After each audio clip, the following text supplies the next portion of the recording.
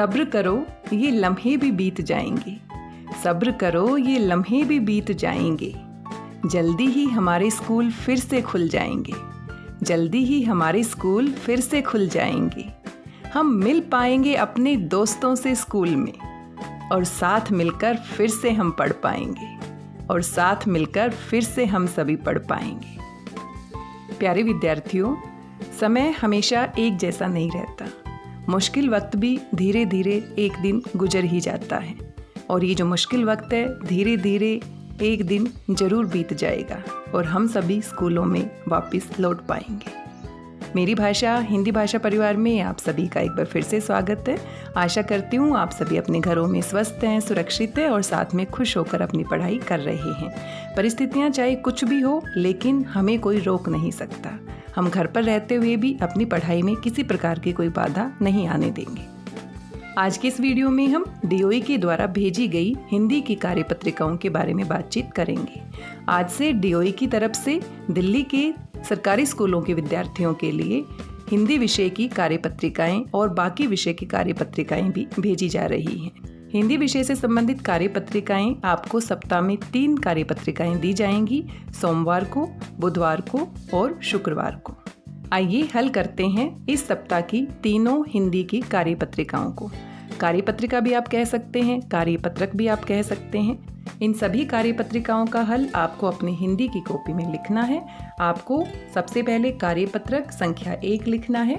जिस तिथि को, जिस दिनांक को आपको कार्यपत्रक मिला है वो आप अपनी कॉपी में लिखेंगे। साथ में विषय लिखेंगे, कक्षा लिखेंगे, विद्यार्थी का नाम और आपकी हिंदी अध्यापिका या हिंदी के अध्यापक का नाम आपको लिखना है। इस सप्ताह के तीनों कार्यपत्रक अपठित गद्यांश से संबंधित हैं।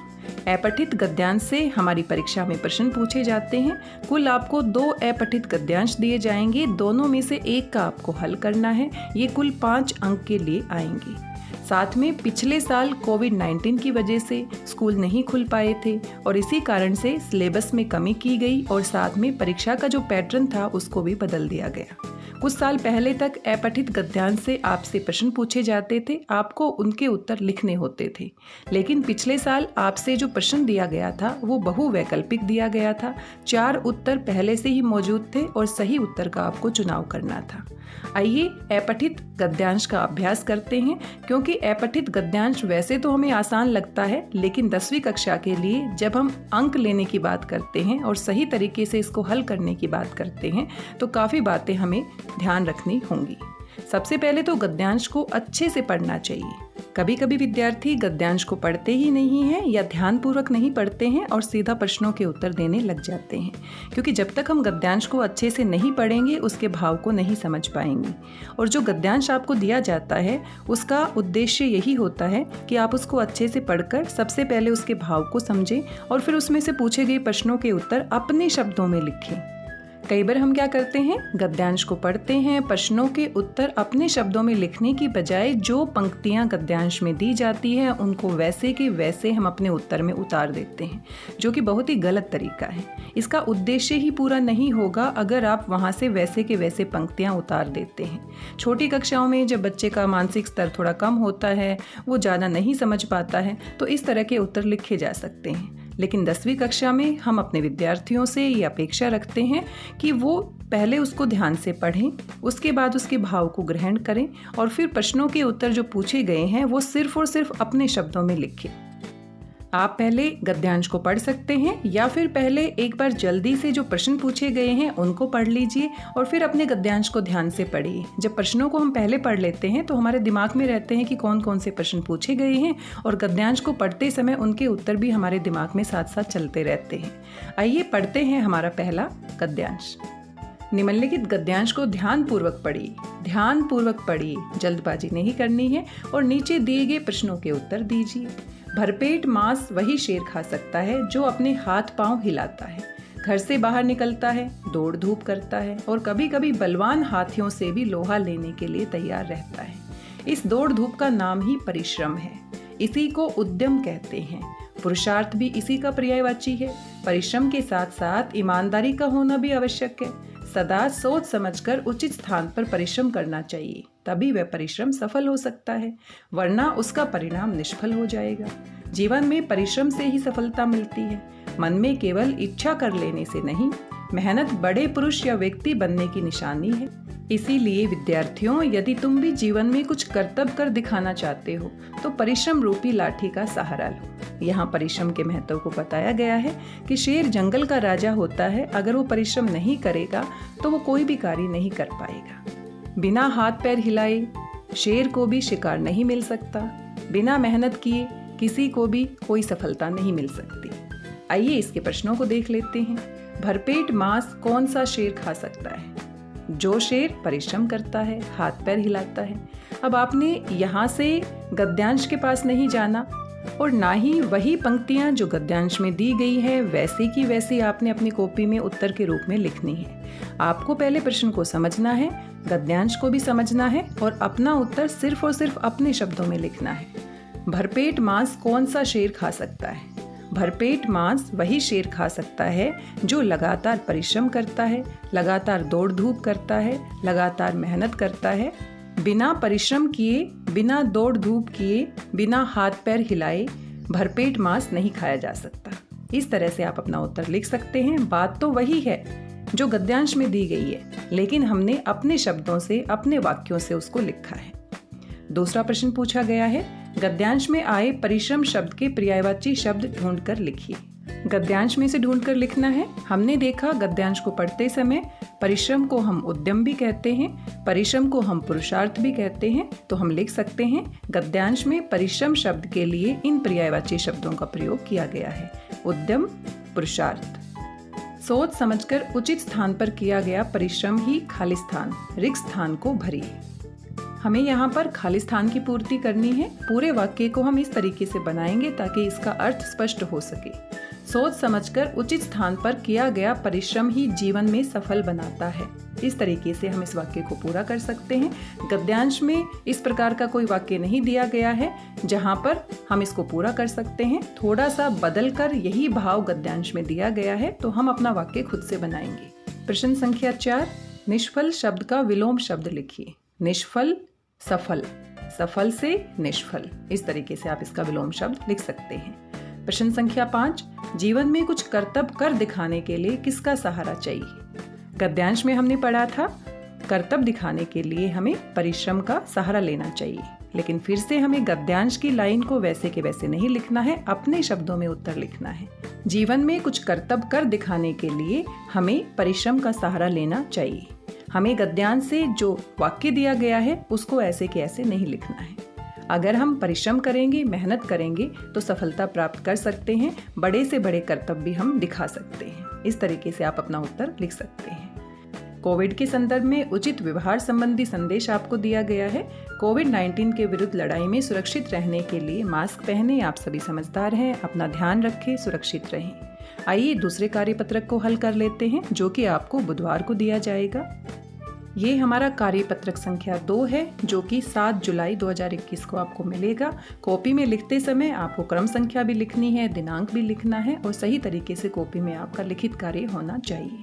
आइए गद्यांश को पढ़ते हैं। आप चित्र देख सकते हैं, जाना पहचाना चित्र है। हम सभी जानते हैं विवेकानंद जी के बारे में। स्वामी विवेकानंद उन महापुरुषों में से थे जिन्होंने भारत में नव जागरण का शंख फूंका। शंख फूंकना मुहावरा है जिसका अर्थ होता है आरंभ करना, शुरुआत करना। उनका दिव्य संदेश विश्व के लिए प्रेरणादायक है। क्योंकि प्रेरणादायक क्यों है? क्योंकि उन्होंने पौरुष और कर्म का पाठ पढ़ाया है। पौरुष, पुरुषार्थ क्या होता है? कर्म करना। कार्य करेंगे, मेहनत करेंगे तभी हम जीवन में सफल हो सकते हैं। पिछला कार्यपत्रक भी आप इसके साथ जोड़कर देख सकते हैं। उनका बचपन का नाम नरेंद्र नाथ था। उनकी शिक्षा एक अंग्रेजी स्कूल में हुई थी। जब उनकी आध्यात्मिक भावना प्रबल हो उठी तो उन्होंने अपनी ज्ञान पिपासा को शांत करना अपना एक विशिष्ट लक्ष्य माना। ज्ञान पिपासा, पिपासा होती है प्यास, और एक सफल व्यक्ति वही होता है जो जिज्ञासु होता है, जिसको ज्ञान प्राप्त करने की लालसा होती है, एक प्यास होती है। तभी वो ज़्यादा से ज़्यादा ज्ञान अर्जित कर सकता है और ज़्यादा से ज़्यादा लोगों तक उसको पहुंचा सकता है। परमहंस जी की वाणी में विद्युत शक्ति विराजती थी। विद्युत शक्ति, जिस प्रकार से विद्युत चारों तरफ प्रकाश कर देती है, अंधकार को दूर कर देती है, बिजली में जो चमक होती है वो हर किसी के पास पहुंचती है और अंधकार को दूर कर देती है, वैसे ही परमहंस जी की जो वाणी थी, जो उनके उपदेश थे, जो उनकी बातें थी, उनमें विद्युत की शक्ति थी। लोगों के मन के अंधकार को दूर करने की ताकत उनमें थी, जो आगे चलकर नरेंद्र नाथ को भी नव आलोक और स्फूर्ति प्रदान कर सकी। नरेंद्र नाथ जी यानी विवेकानंद जी ने परमहंस जी को अपना गुरु बनाया और उनसे ज्ञान प्राप्ति की। सन 1886 में रामकृष्ण परमहंस के दिवंगत होने के साथ ही, दिवंगत होना यानी कि मृत्यु को प्राप्त होना, 23 वर्षीय नरेंद्र ने अपने गुरु की शिष्य मंडली के नेतृत्व का भार अपने कंधों पर ले लिया। साथ ही अपने गुरुदेव के आध्यात्मिक संदेश को युगानुकूल भाषा में विश्व भर में गुंजित करने तथा धर्म की नवीन और व्यवहारिक व्याख्या करके भारत के मूर्छित प्राणों में नव जीवन का संचार करने का साहसपूर्ण बीड़ा उठाया। युगानुकूल भाषा यानी कि आसपास के लोग जिस भाषा को बोलते हैं उसी भाषा में उस संदेश को दिया जाए, तभी वो उन तक पहुंच सकता है। वो विदेश में गए और विदेश में जब शिकागो में उन्होंने अपना भाषण दिया तो वो हिंदी में नहीं दे सकते थे, वह भाषण उन्होंने अंग्रेजी में दिया। क्यों? क्योंकि वहाँ के लोग अंग्रेजी समझते थे। इसीलिए जो भाषा लोगों की होती है उसी भाषा में अगर कोई बात समझाई जाती है तभी उनको समझ आती है। अगर उनकी भाषा से अलग भाषा में कोई ज्ञान की बात हम बांटेंगे तो वो उनको समझ में नहीं आएगी। और यही कार्य विवेकानंद जी ने किया। अनेक देशों में जाकर उन्होंने उन्हीं की भाषा में, उन्हीं की भाषा के अनुसार जो वो समझते थे, भारतीय सभ्यता और संस्कृति का प्रचार और प्रसार किया। आइए प्रश्नों को देखते हैं। सबसे पहला प्रश्न है, शंख फूंकना का आशय है। अब देखिए, मुहावरा था, इसके 4 विकल्प दिए गए हैं। सही विकल्प का आपको चुनाव करना है। शंख फूंकना, अगर आपको अर्थ नहीं पता है तो आप कह सकते हैं शंख बजाना भी हो सकता है। समाप्त करना, शंख जला देना, प्रारंभ करना। सही विकल्प कौन सा है? प्रारंभ करना। घ विकल्प सही है। स्वामी विवेकानंद का संदेश प्रेरणात्मक क्यों है? स्वामी विवेकानंद का संदेश प्रेरणात्मक इसलिए है क्योंकि उन्होंने कर्म और पौरुष का संदेश दिया, परिश्रम करने का संदेश दिया, कर्म के आधार पर अपने जीवन को जीने का संदेश दिया। प्रश्न संख्या 3, परमहंस जी की वाणी में विद्युत शक्ति विराजती थी। रेखांकित वाक्य का क्या तात्पर्य है? तात्पर्य यानी अर्थ क्या है, इसका भाव क्या है? परमहंस जी की वाणी में विद्युत शक्ति विराजती थी, इसका अर्थ यह है कि उनकी वाणी में, उनकी बातों में, उनके उपदेशों में आकर्षक शक्ति थी जो किसी भी सुनने वाले को अपनी तरफ आकर्षित करती थी, उनके मन के अंधकार को दूर कर देती थी और ज्ञान का प्रकाश भर देती थी। इस तरीके से आपने अपने शब्दों में इसके अर्थ को जैसा आपने समझा है वैसा आपने लिखना है। स्वामी विवेकानंद का बचपन का नाम क्या था? बड़ा ही आसान प्रश्न है। स्वामी विवेकानंद के बचपन का नाम नरेंद्र नाथ था। उनके गुरु कौन थे? उनके गुरु परमहंस जी थे, रामकृष्ण परमहंस जी। पूरा नाम आप यहाँ पर लिख सकते हैं। बीड़ा उठाना का वाक्य में प्रयोग कीजिए। बीड़ा उठाना यहाँ पर मुहावरा है, इसका अर्थ भी आप बताइए और इसका वाक्य में भी प्रयोग कीजिए। बीड़ा उठाने का अर्थ होता है किसी कठिन कार्य को करने के लिए दृढ़ संकल्प लेना, और इसका वाक्य में प्रयोग हम कर सकते हैं, उसने समाज की भलाई का बीड़ा उठाया है। यानी समाज की भलाई करना बहुत ही मुश्किल कार्य है, एक दिन में तो परिवर्तन आता नहीं है, इसीलिए उसने बीड़ा उठाया है, यानी कि दृढ़ संकल्प किया है। इस तरीके से आप अपना वाक्य बना सकते हैं। अपने वाक्य में इस मुहावरे का प्रयोग कर सकते हैं। आइए कार्यपत्रक संख्या 3 भी कर लेते हैं, जो कि आपको 9 जुलाई को मिलने वाला है। इसमें भी आपका अपठित गद्यांश दिया गया है, आपको ध्यान से पढ़ना है। आइए पढ़ लेते हैं। इस बात में कोई शक नहीं है कि तकनीकी हमारे जीवन का आवश्यक अंग बन गई है और इससे हमें बहुत लाभ भी हुआ है, किंतु इसका एक दूसरा पक्ष भी है। आधुनिक तकनीक की इस चकाचौंध में मानवीय संवेदनाएं जिस तरह मजाक बनकर रह गई हैं, उस तरफ बहुत कम लोगों का ध्यान गया है। जहां किसी बात का लाभ होता है वहां उसके नुकसान भी होते हैं। तो तकनीकी विकास जैसे जैसे होता गया वैसे वैसे उसके फायदे भी होते गए, लेकिन नुकसान भी होते गए। लेकिन हम इतने स्वार्थी हो जाते हैं कि नुकसान को देखना ही नहीं चाहते, सिर्फ फायदों को देखना चाहते हैं। आधुनिक तकनीकी विकास से क्या क्या फायदे हुए हैं और क्या क्या नुकसान हुए हैं, दोनों के ऊपर विचार करना आवश्यक है। उस तरफ बहुत कम लोगों का ध्यान गया है। पहले बच्चे घर से निकलने और खेलने के बहाने खोजते थे, किसी तरह मौका मिला नहीं कि मैदान की तरफ भागे। छुट्टियों के दिन मैदानों पर पैर रखने की जगह नहीं मिला करती थी, बच्चों का हुजूम नजर आता था। मैदान में भी बच्चे अपने खेलने की जगह बांट लेते थे, कि किसकी टीम कहाँ खेलेगी। यदि कोई और उस जगह पर खेलने आ जाए तो घमासान मच जाता था। साथ में खेलने से बच्चों में मित्रता की भावना बढ़ती, आपस में भाईचारा बढ़ता। आज की हालत बिल्कुल उल्टी है। बच्चों के लिए खेल का मतलब हो गया है कंप्यूटर गेमिंग। कंप्यूटर पर खेलते हुए पूरा दिन निकल जाता है। कई दिनों तक सूरज की रोशनी भी नहीं देखते। जब आपस में मिलेंगे ही नहीं तो मित्रता कैसे बढ़ेगी, भाईचारा कैसे बढ़ेगा। यदि किसी वजह से साथ में बैठे तो भी मोबाइल में लगे रहते हैं। एक दूसरे को कुछ कहना हो तो बोलने की बजाय मैसेज भेजते हैं, उसका जवाब भी मैसेज से मिलता है। घरों में पहले लोग साथ में खाना खाते थे, रात को पूरा परिवार साथ में बैठकर टीवी देखता, एक दूसरे से बातें करते। यदि टीवी न हो तो जाकर पड़ोसियों से बातें करते। अब लोग बाहर से आते ही अपना अपना मोबाइल लेकर बैठ जाते हैं। परिवार वालों को आपस में बात करने का समय ही नहीं। बच्चे माता पिता से बात करने के बजाय मोबाइल पर चैट करना ज़्यादा पसंद करते हैं। अभिभावकों को पता ही नहीं चलता कि मेरे बच्चे के जीवन में क्या हो रहा है। एक दूसरे के प्रति जो भावनात्मक लगाव हुआ करता था वो दिनों दिन कम हो रहा है। अपने परिवार वालों के साथ कई दिनों तक बातें नहीं होती। इससे परिवार के सदस्यों का एक दूसरे पर जो प्रेम हुआ करता था अब वैसा नहीं रहा। एक ही घर में रहकर भी लोग एक दूसरे के लिए अजनबी हैं। तकनीकी के आवश्यकता से अधिक प्रयोग से मनुष्य भावना शून्य होता जा रहा है। बात तो सोचने वाली है। मोबाइल फोन के जितने फायदे हैं उससे कहीं ज्यादा नुकसान भी सामने आ रहे हैं। अगर हम किसी बस में सफर करते हैं तो हम देखते हैं सभी के सभी यात्री अपने फोन को हाथ में लेके बैठे हैं। कोई एक दूसरे की तरफ देखता ही नहीं है। सड़क पे आप चल रहे हैं, पार्क में आप जाते हैं, घर में आप देख लीजिए, हर जगह हर किसी के पास फ़ोन होता है। उसको खबर ही नहीं है कि मेरे साथ में क्या हो रहा है, जो कि बहुत ही गलत है। बच्चे भी इसका शिकार होते जा रहे हैं। आजकल लॉकडाउन की वजह से, कोविड-19 की वजह से, पिछले साल और इस साल जो परिस्थितियां हैं उसको देखते हुए बच्चों को फ़ोन देना हमारी मजबूरी थी। ऑनलाइन क्लासेज के माध्यम से पढ़ाना हमारी मजबूरी थी। लेकिन बच्चों के पास जब फ़ोन आ गया है और वो इतना अपने आप पर नियंत्रण नहीं रख पाते और ज़रूरत से ज़्यादा मोबाइल फ़ोन का प्रयोग करते हैं, जो कि बहुत ही हानिकारक है।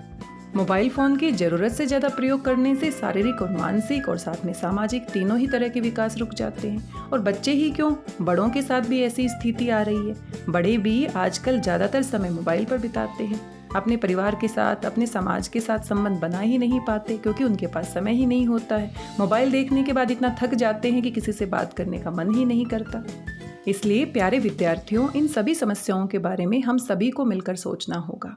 किसी भी तकनीकी विकास का स्वागत करना, उसका प्रयोग करना एक सीमा तक सही है, लेकिन उसका दुरुपयोग करना, अपने ऊपर उसके दुष्प्रभाव को महसूस करना और महसूस करने के बाद भी उसकी अनदेखी करना सही नहीं है।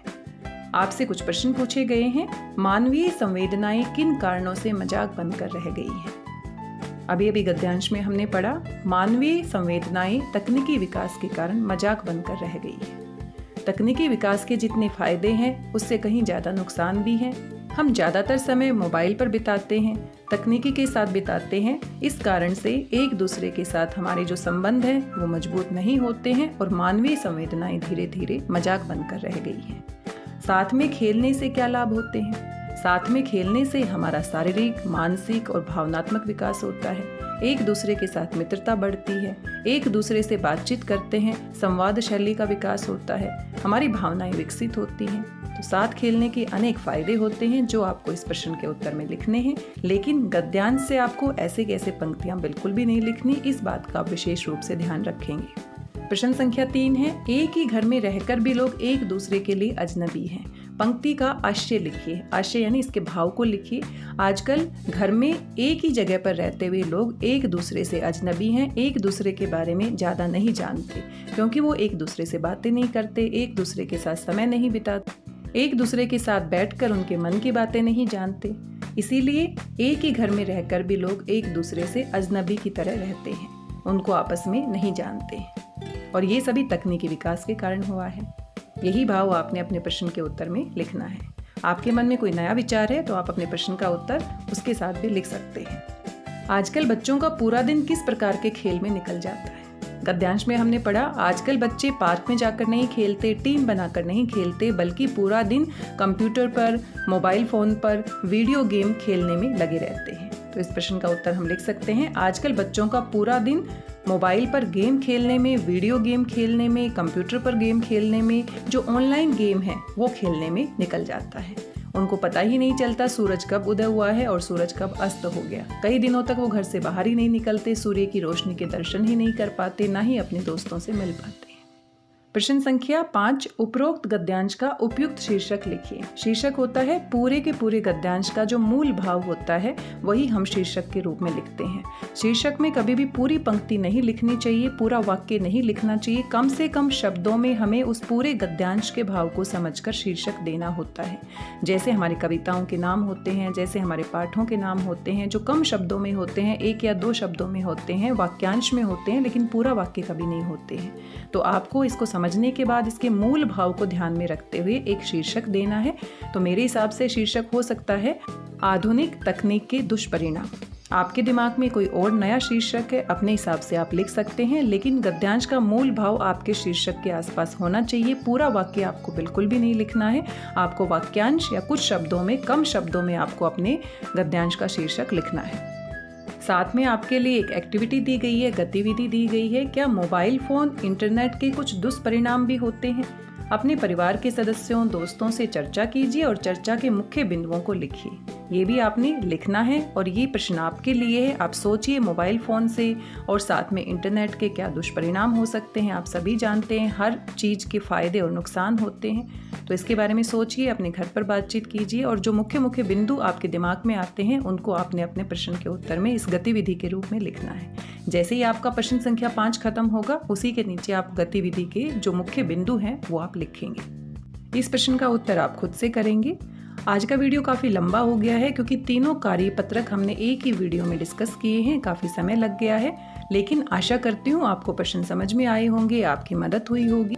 आज की इस वीडियो में बस इतना ही। मिलते हैं अगले वीडियो में और नए कार्यपत्रक के साथ, उनके हल के साथ। तब तक स्वस्थ रहिए, व्यस्त रहिए, मस्त रहिए, खुश होकर पढ़ते रहिए। वीडियो आपको कैसा लगा अपना फीडबैक जरूर दीजिएगा। मेरी भाषा हिंदी भाषा परिवार के साथ जुड़ने के लिए आप सभी प्यारे विद्यार्थियों का धन्यवाद, बहुत बहुत धन्यवाद।